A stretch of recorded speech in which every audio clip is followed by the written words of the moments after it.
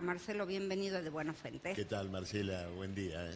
Le contemos a la audiencia qué está haciendo en Salta, cuántos días se va a quedar. Vine por un lado para hacer una actividad de difusión pública, visitar a ustedes, a sus colegas. Por otro lado, hoy vamos a tener una charla política sobre la situación nacional e incluso internacional en nuestro local a las 20:30, y el sábado voy a participar de una conferencia partidaria, acá también en la ciudad de Salta, donde vamos a discutir los primeros pasos de nuestra participación electoral acá en la provincia, ¿no? Con las elecciones que están previstas para mayo. Ahí tenemos, le digo a los operadores, un flyer que yo les acabo de mandar y ahora le voy a mandar también otro sobre la visita de Yamal a Salta.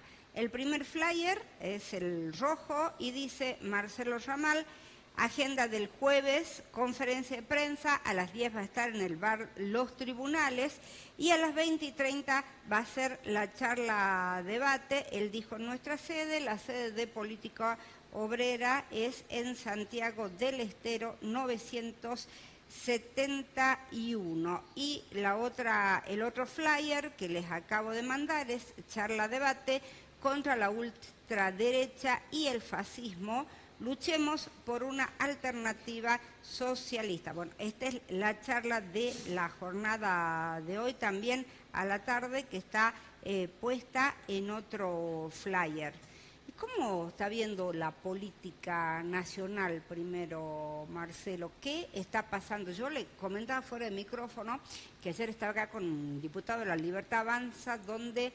Y está la entrevista en el canal de YouTube y también en el TikTok, donde él decía, nosotros hemos logrado parar la inflación y hemos bajado los impuestos. ¿Cuáles impuestos bajaron? No, dice, sacamos el país que lo habíamos prometido y bajamos el impuesto a las retenciones. Y la gente puede pagar todo, dice, no hay problema, no es verdad que hubieron tanto aumento. ¿Cómo lo ve usted? Comenzando por el principio, por lo de parar la inflación. Sí. Acá no se paró ninguna inflación. Hay que acordarse que el gobierno de Milei comenzó con una inflación superior al 100% en apenas 2 meses. Sí. Diciembre, enero, febrero fueron meses de un terrible cimbronazo inflacionario.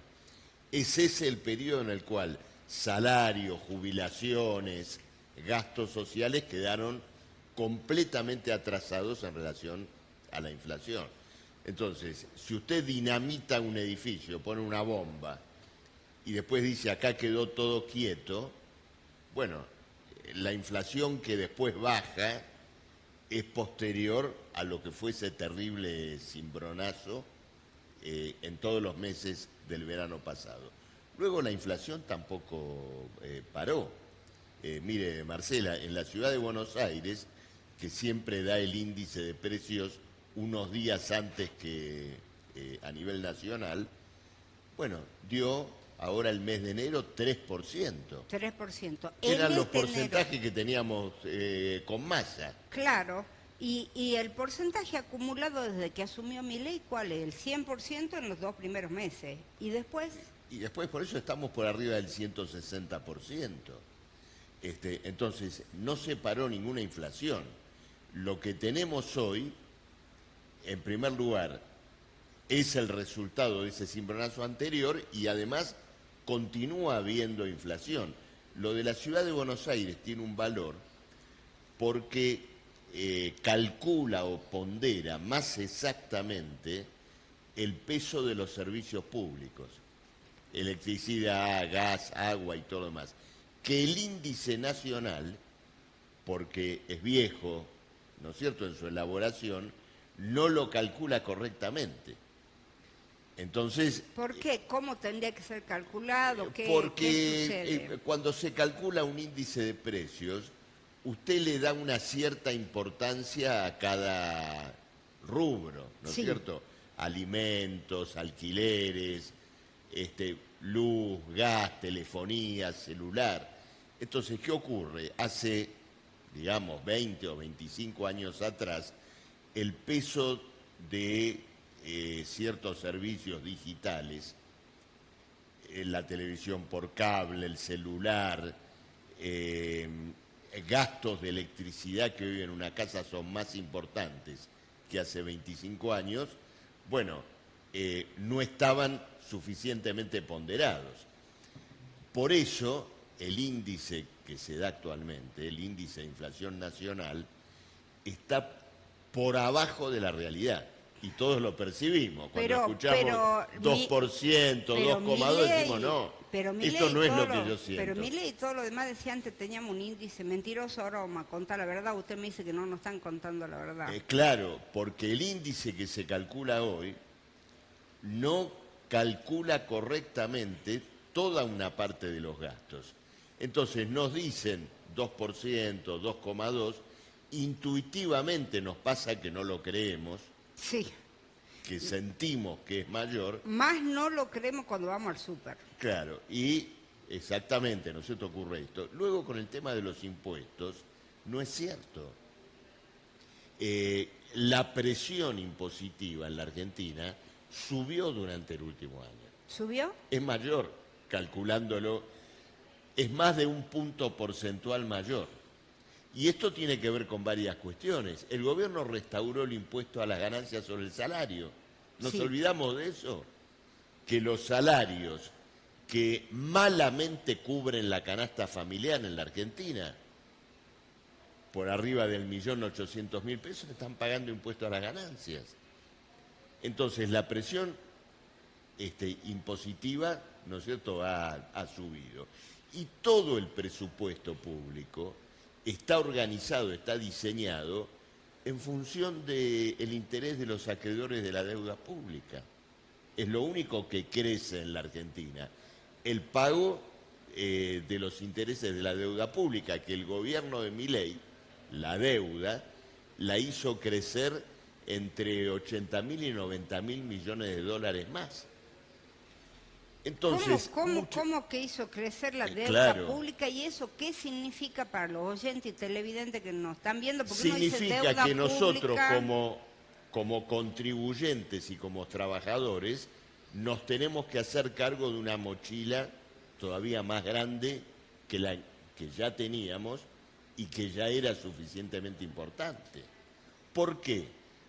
Porque una parte muy importante de la deuda pública, que era la deuda que absorbía el Banco Central, ahora pasó al Tesoro, a la caja del Estado.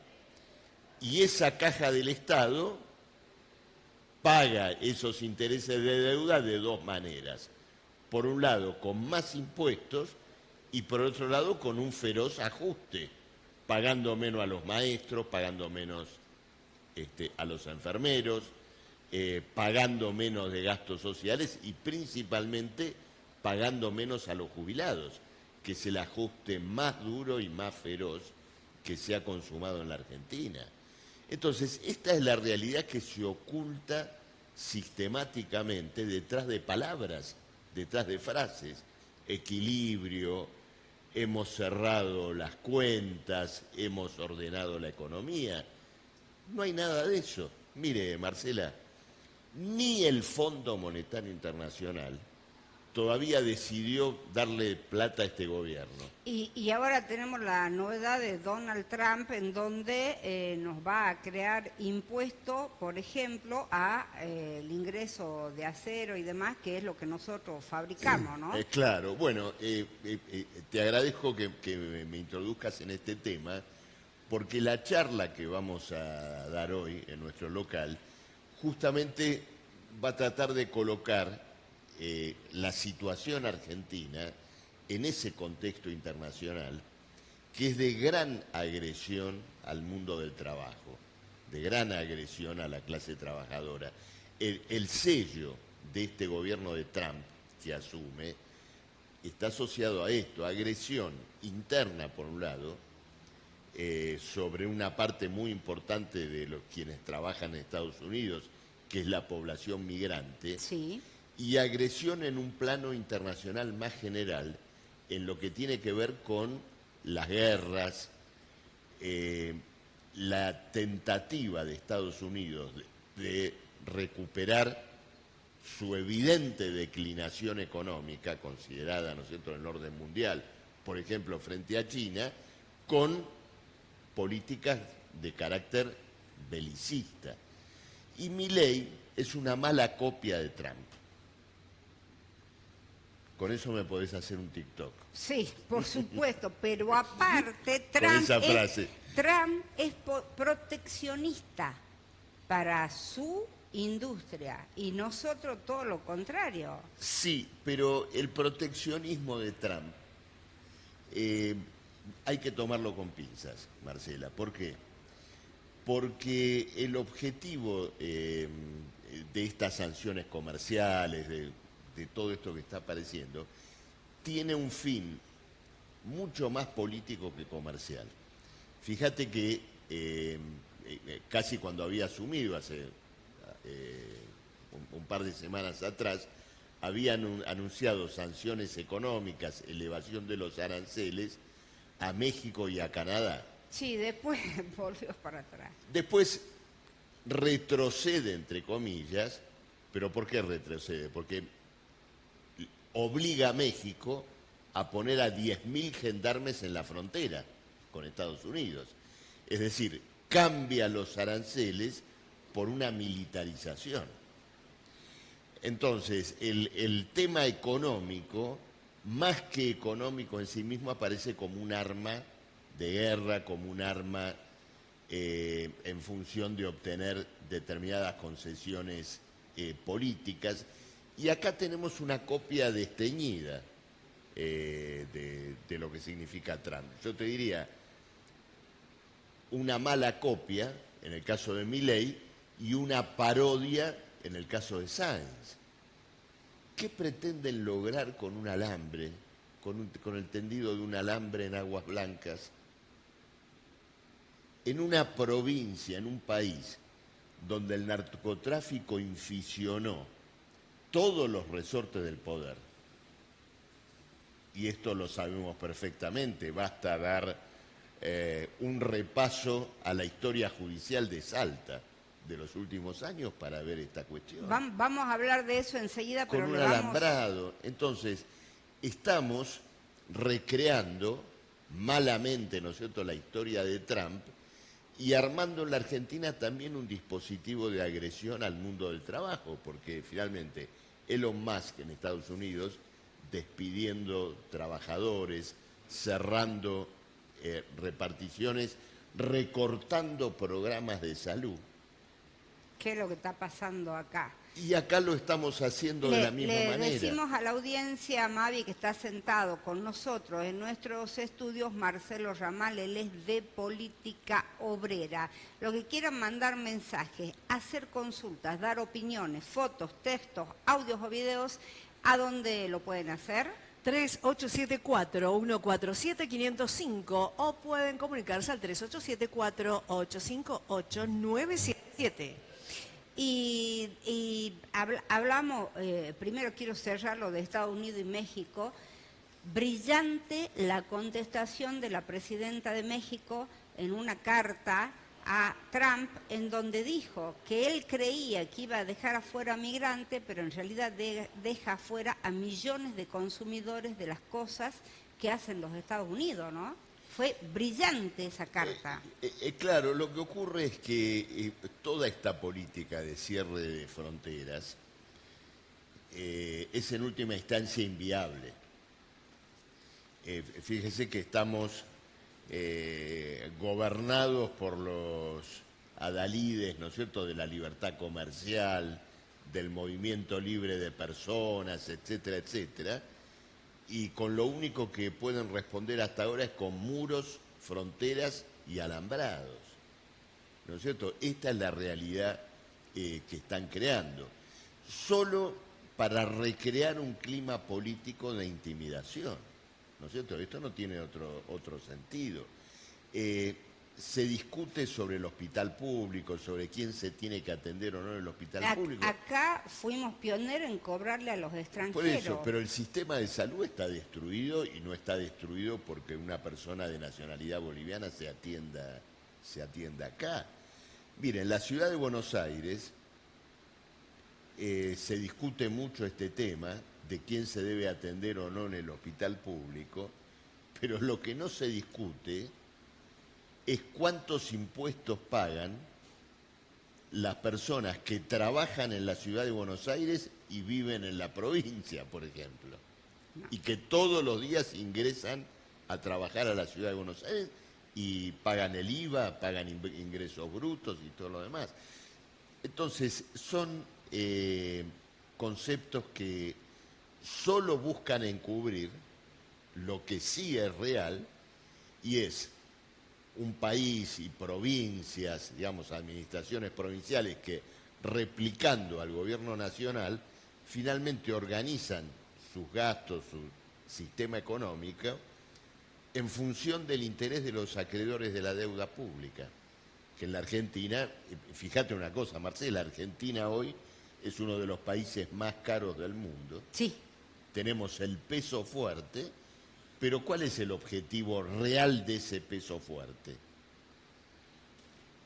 Hacer que el superávit fiscal, hacer que el dinero que reúna el Estado pueda comprar la mayor cantidad de dólares posibles para pagarle a los acreedores. Si vos tenés un dólar barato, comprás mucho para pagar la deuda. Está debiendo. Entonces, ese es el único objetivo. Mientras tanto, lo aumentamos en 90 millones a la deuda. 90.000 millones. 90.000 millones. Porque la hemos pasado integralmente al Tesoro Nacional. Y eso significa una carga sobre los contribuyentes. Por eso es inevitable que suba la presión impositiva, ¿no? Que va. Usted hablaba del narcotráfico en Salta y nosotros tenemos detenidos, intendentes, jueces, federales, absolutamente de todo. Y ayer se aprobó el tema de la ficha limpia a nivel nacional. ¿Esto sirve, no sirve? ¿Cómo lo ve, Marcelo? Mire, no se terminó de aprobar. Quiero ver si se aprueba o no. Esto se aprobó en diputados, ahora va al Senado. Sí. En el Senado no se reunieron todavía las voluntades para llevar adelante esta votación. El procedimiento de la ficha limpia es muy irregular porque deja la capacidad de elegir personas, de postularse a cargos públicos, en una justicia completamente sospechada. La justicia argentina, con la ficha limpia, se convierte en árbitro de la representatividad popular. Ahora, ¿sirve Pero la con justicia independencia argentina? ¿Hay independencia? No, ninguna. La justicia argentina está fracturada en las grandes fracciones políticas que se han disputado el poder en el último tiempo. Pero más allá de esta crítica a la ficha limpia, dudo mucho que el gobierno de Milei tenga interés en aprobarla. Pongo en un paraguas lo que va a pasar en el Senado. Ajá. ¿Por qué motivo? Porque un gobierno, Marcela, que tuvo en el año 2024 un superávit de balanza comercial de 20.000 millones de dólares y se lo patinó para sostener la actual paridad del dólar. Es decir, Argentina ingresó 20.000 millones de dólares al Banco Central y hoy tiene cuentas en rojo como las tenía cuando asumió Milei. Claro. Un gobierno que llevó adelante ese manejo, un gobierno que carga con la licitación irregular de la hidrovía, un gobierno que tiene esas hipotecas legales encima de su cabeza, dudo mucho que quiera votar la ficha limpia. Le digo más, un gobierno que llevó adelante el blanqueo de capitales más irregular de la historia argentina. Acá hablamos de narcotráfico, pero podés traer un montón de plata Por sin supuesto, decir de y dónde blanquear. vino, ¿no? Entonces, ¿Los jefes del blanqueo de capitales quieren una ficha limpia? Lo dudo mucho. Acá me están diciendo, y atención, todos los que vengan en vehículo, porque dice que se cayó una rama grande en la avenida Entre Ríos. Esto acaba de pasar en la zona de Central Norte. Circular con precaución, se reduce el tránsito, venga con cuidado. Ya está notificada la gente de tránsito y ya están yendo para el lugar. Así que atención, si usted tiene que venir por la calle Entre Ríos, mejor evítela, y si viene, venga con mucho cuidado porque se acaba de caer una rama. Hablemos de precio, porque ayer discutíamos con el diputado de La Libertad Avanza. Los precios, usted me dice, subieron. Y subieron mucho en los 2 primeros meses de Milei. Cuénteme, ¿cuánto sale un alquiler en Buenos Aires? ¿Cuánto? Nosotros somos remateros. ¿Cuánto cuesta la yerba? No sé, ayer hablamos de los precios de la soda. A ver, cuénteme, ¿cuáles son los precios en Buenos Aires? A ver, un departamento de 2 ambientes en la ciudad de Buenos Aires, incluyendo expensas, nosotros no va a estar por debajo de los 800.000 pesos. Sí. Con los gastos, ¿no es cierto? O sea, haciendo el global de lo que una persona, ¿no es cierto?, tiene que gastar. Pensemos en lo que representa hoy una jubilación mínima. 2 jubilaciones mínimas no llegan ni siquiera, ¿no es cierto?, para cubrir un gasto de ese tipo. Yo le agrego un precio que también sé, porque yo voy contando los precios que sé. En Campana, un departamento con una habitación, 700.000 pesos. Claro. Entre el alquiler y las expensas. Por eso, digamos, estamos en esa situación y esto de la vivienda es muy interesante, Marcela, porque cuando el INDEC informa la canasta básica, lo que se dice, bueno, la canasta de pobreza, cuánto se necesita para no ser pobre, no se incluye el gasto de vivienda, no está incluido. Es alimentación, vestimenta, transporte, es decir, es estrictamente lo elemental, pero no se toma en cuenta la vivienda. Y se supone que los pobres no tienen vivienda y tienen que pagar alquiler. Claro, con vivienda, esa canasta hoy realmente no baja de los 2 millones de pesos. Claro. Y 2 millones de pesos es un umbral de salario que solamente un 10%, no existe, 10% prácticamente de no los existe. asalariados, ¿no es cierto?, lo puede cubrir. Esto explica también otra cuestión importante, que es la persistencia de la recesión económica, que no se ha superado. En las grandes fábricas de la Argentina, hoy se está suspendiendo y despidiendo trabajadores como en el peor momento. Nissan, Sancor, Asindar, Granja Tres Arroyos. El propio Pablo Roca dijo que iba a despedir 450 trabajadores, claro. Si es que continúan con esta política. Como resultado, digamos, por un lado, ¿no es cierto?, de que el consumo mantiene su caída, y luego por el lado de la inversión, bueno, la inversión cayó monumentalmente con el recorte completo de la obra pública, y por lo tanto es un país que no repone ni siquiera su capital fijo. Acabaron con la Secretaría de Vivienda ahora, por ejemplo. Acá me dice un oyente o televidente, estamos muy preocupados por los alquileres, las suban son muy altas y muy frecuente. Por favor, que piensen que a nadie le sube tanto el sueldo, dice, para ir pagando. Otro dice, con la yerba no tenemos problema, dice, 1.800 la que toma mi mamá y seguimos tomando mate. ¿1.800 qué? ¿El cuarto? Sí. Porque el kilo de yerba está a 3.500. Por supuesto. Yo voy con el peso del kilo. ¿Qué otros precios tiene como para comparar? ¿Va al súper, Marcelo? Yo voy, sí, yo voy, comparo, y también me interesa la comparación con otros países. Porque si usted hoy hace la comparación, Marcela, de los precios lácteos, queso, Lo que sea. es decir, las cuestiones más elementales, estamos igual por encima que un supermercado de Europa. Sí. Por supuesto con salarios, ¿no es cierto?, muy inferiores. Ahora, cuando el ministro Caputo dice que el problema no es que el dólar esté bajo, sino que los precios están altos, ¿a qué se refiere? Porque está llamando a que se lleve adelante en la Argentina una deflación, es decir, una baja de los precios.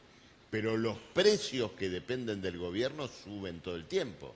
Gas, Claro. luz, ¿no es cierto? Agua. Da la impresión de que el único precio que quiere mantener en caja y eventualmente bajarlo es el precio del trabajo.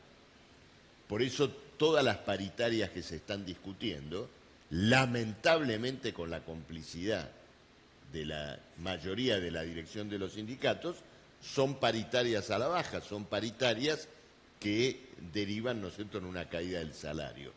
Por eso, bueno, el esfuerzo que estamos haciendo en política obrera de tratar de llevar esta reflexión a los trabajadores y llevar a la comprensión de que en un país y en un mundo que vive hoy una agresión, yo le diría, sin precedentes, a la clase trabajadora en general, pero a la humanidad, porque la perspectiva de represiones, ataque a los migrantes, guerras, es una perspectiva desastrosa para la humanidad entera, necesita discutir una salida en otros términos.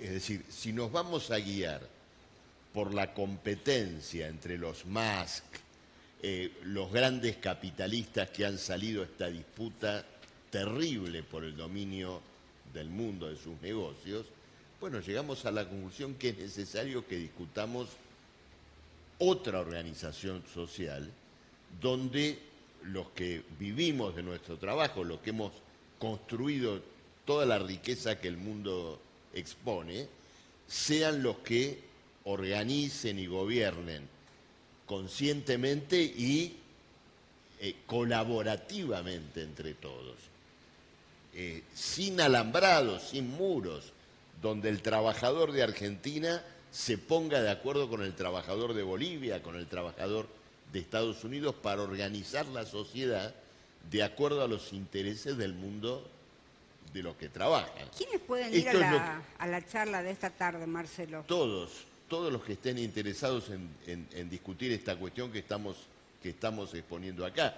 Por eso el título de la charla, ¿no? Pongamos de nuevo el flyer, y yo lo leo. Charla, debate contra la ultraderecha y el fascismo. Luchemos por una alternativa socialista. Habla Marcelo Ramal, jueves 13, o sea, hoy, a las 20:30, en Santiago del Estero 971, e invita Política Obrera. Gracias por venir, Marcelo. Gracias, Marcela, por la invitación y por la charla. Por favor, si usted se perdió la